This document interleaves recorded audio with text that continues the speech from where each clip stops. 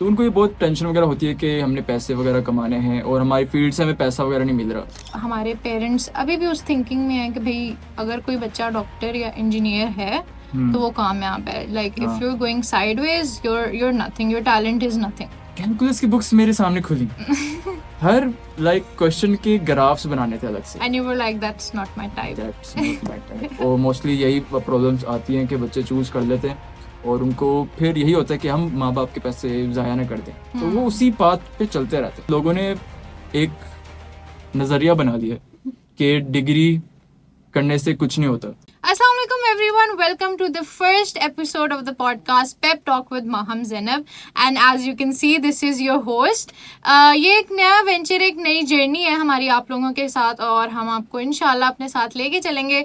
लेकिन उससे पहले मैं बेसिकली थोड़ा सा इस चीज़ को एक्सप्लेन करना चाहती हूँ कि हम इस पॉडकास्ट में किस बारे में बात करने वाले हैं। हम कवर करेंगे यूथ को, मिलेनियल्स को, जेनजी को या किसी भी ऐसे टॉपिक को जो आप चाहते हैं कि जिस पे बात की जाए, जिस पे मज़ीद रोशनी डाली जाए।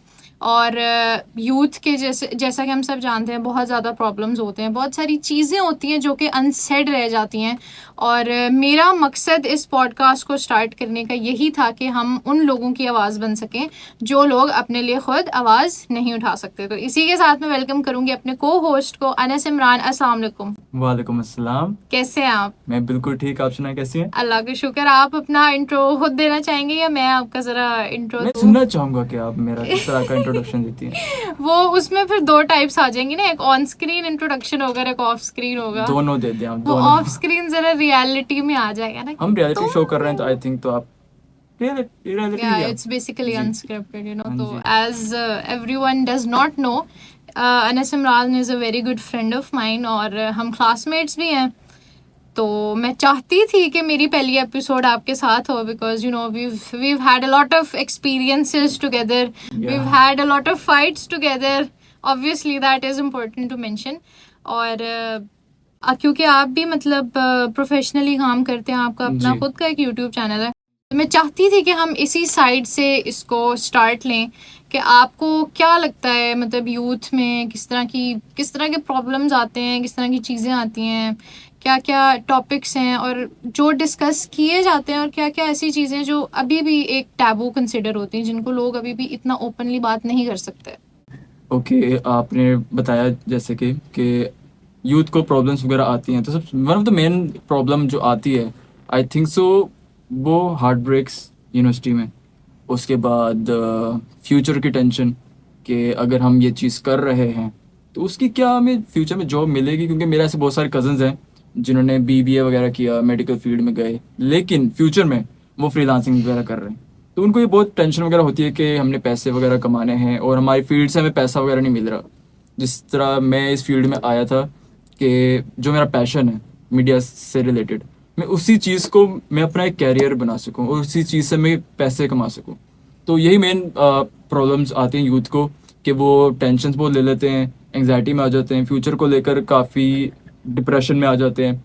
और जहाँ तक प्रॉब्लम्स आती हैं कि वो डिग्री जब चूज़ करते हैं तो वो बस नाम से चूज़ कर लेते हैं कि यार आर्टिफिशियल इंटेलिजेंस, वाह आर्टिफिशियल इंटेलिजेंस क्या कुछ होगा वहाँ वो पे। उसके बारे में बेसिक स्टडी नहीं करते हैं, जी, उनको उनको लगता है कि यार AI है यार बहुत। जिस तरह मैंने भी पहले IT में चला गया था, मामा ने कहा था IT कर लो, मैंने कहा ठीक है, वाह यार IT, क्योंकि ऑब्वियसली मूवीज़ हम भी देखते रहते हैं, इंडियन मूवीज़ और पाकिस्तानी मूवीज़, तो IT यार बहुत अच्छा लगा नाम। चले गए हम IT करने, वहाँ जाके कैलकुलस आई, फिजिक्स आई, मैथ्स आई, मैंने कहा कोडिंग आई, मैंने कहा नहीं मुझसे नहीं हो सकता। नहीं, this is not something for you. तुमने रियलाइज कब किया कि this is not something that you want to do?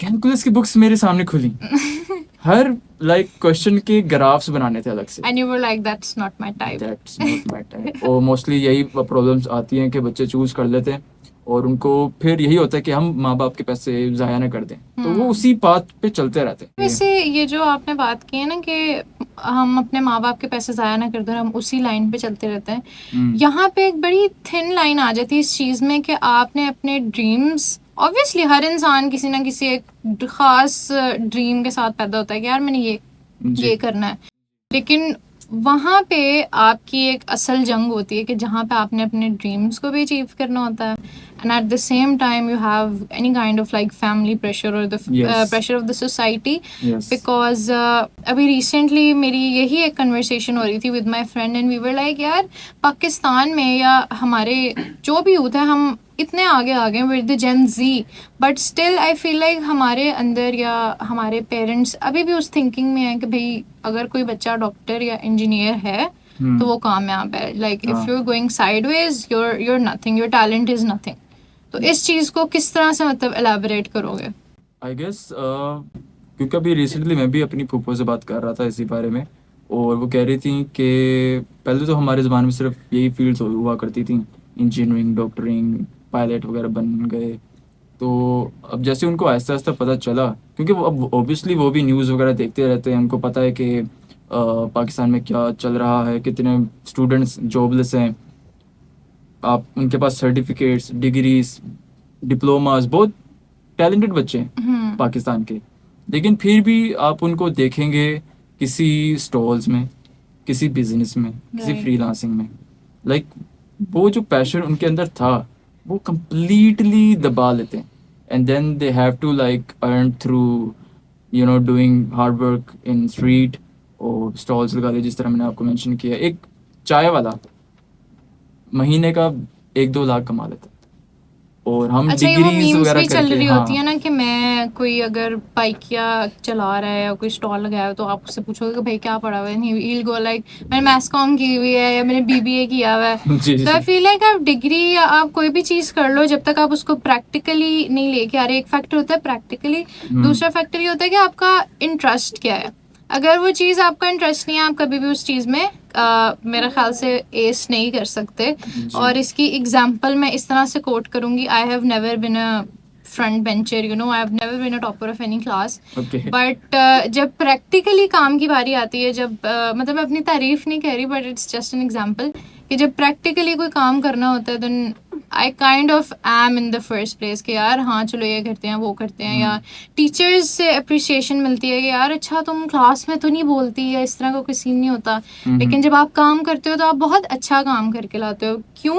Because that is basically my field of interest. जी. अब जो मैंने एक्सेप्टेंस की बात की थी कि हम जो हैं अपने बच्चों को एक्सेप्ट नहीं करते अगर वो कोई साइडवेज टाइप का मतलब कुछ चूज़ कर लें.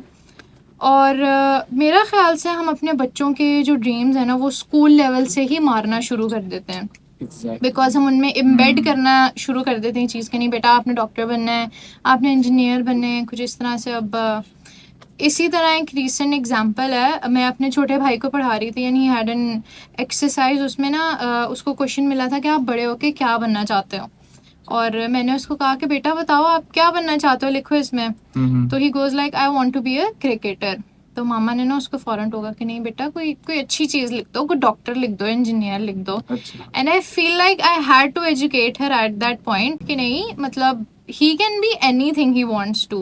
बिकॉज जब तक उसका अपना इंटरेस्ट नहीं होगा या जब तक उसका अपना शौक नहीं होगा तो कहीं ना कहीं उसकी एक अपनी पर्सनैलिटी ख़त्म हो जाएगी. और इसकी एक एग्जांपल मेरा अपना करियर है, बहुत बड़ी एग्जांपल है. Because when I started hosting my second family didn't use to accept this ना कि भाई लड़कियां ये नहीं करती या इस तरह की कोई चीज़ नहीं करती. और अब जब मैंने काम करना शुरू किया है, जब मतलब ऑन स्क्रीन या प्लेटफॉर्म्स पे प्रोजेक्ट्स आ रहे होते हैं तो देयर लाइक कि हाँ ये हमारी बच्ची है या शी इज़ डूइंग दैट. मेरे ख्याल से स्कूल के साथ साथ आपके पेरेंट्स भी आपके जो टैलेंट है उसको किल कर देते हैं.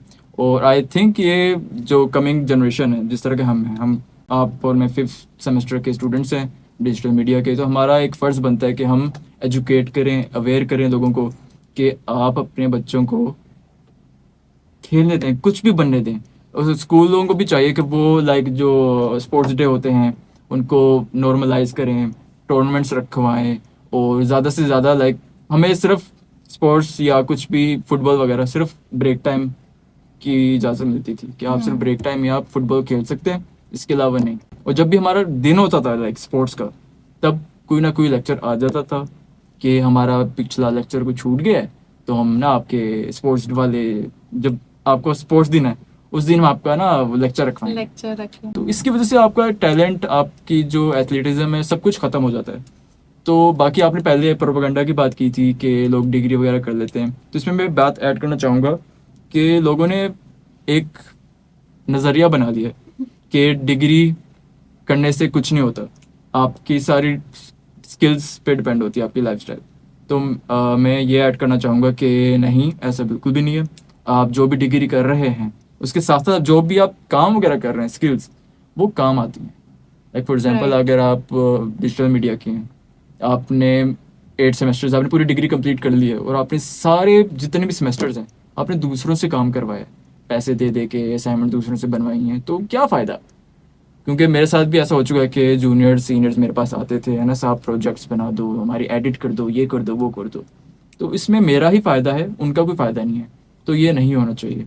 डिग्री आप जो मर्ज़ी करो, और जो स्किल्स वो आपको सिखा रहे हैं उसको आप इन्हेंस करो, उसको आप अपने लाइफस्टाइल में लेकर आओ, ताकि आप इससे आपकी ग्रोथ अच्छे से हो सके और आप आगे अपना कैरियर अच्छा से बना सको। तो मैं तो यही कहना चाहूँगा कि आप स्टूडेंट्स के साथ साथ पेरेंट्स को भी अवेयर करें कि अपने बच्चों को जो मर्ज़ी, उनको पहले सुने कि वो बनना क्या चाह रहे हैं, उनके पैशन के बारे में, टैलेंट के बारे में।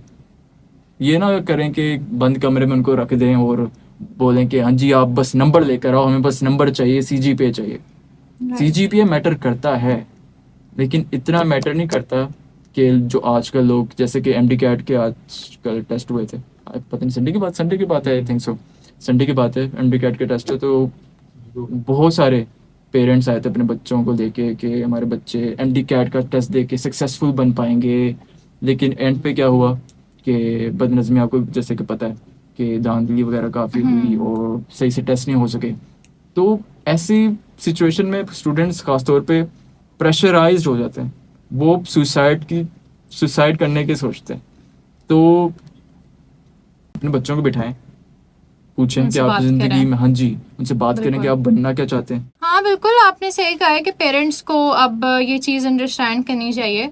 और जिस टाइम में हम आगे मूव कर रहे हैं, आई डोंट थिंक सो कि सिर्फ एक वो डॉक्टर इंजीनियर वाला माइंडसेट जो है उससे जी हमें निकल जाना चाहिए। बिकॉज आई थिंक सो लोग कहते हैं कि यार 4 साल के बाद हमें एक कागज़ का टुकड़ा मिला है, but I don't believe that. Because वो सिर्फ एक कागज़ का टुकड़ा नहीं होता, वो 4 साल होते हैं आपकी ज़िंदगी में, जिसमें आप बिल्कुल। बहुत ज़्यादा एक्सपीरियंसेस गेन करते हैं। आपको एक्सपोजर मिलता है, आपको अच्छे बुरे की मजीद समझ आती है, बहुत सारी चीज़ें होती हैं जो आप सीखते हैं। आप अपने आप को पॉलिश करते हो। और आपने जिस तरह मतलब पूरी एक बहुत अच्छी कन्वर्सेशन को कंक्लूड किया है, और इसमें आई फील लाइक काफ़ी ज़्यादा डिफरेंट टॉपिक्स आ गए थे जो इंशाल्लाह हम मज़ीद डिटेल में डिस्कस करेंगे। और ये वाली बात जो है हम इसको भी इंशाल्लाह अगले एपिसोड में दोबारा से डिस्कस करेंगे। अभी के लिए हमारा टाइम खत्म हो रहा है। First of all thank you so much. बाकी अगर आप चाहते हैं कि हम किसी भी टॉपिक के बारे में बात करें तो आप प्लीज़ ज़रूर हमें बताइए। And let's wait for another episode. Take care, अल्लाह हाफिज़।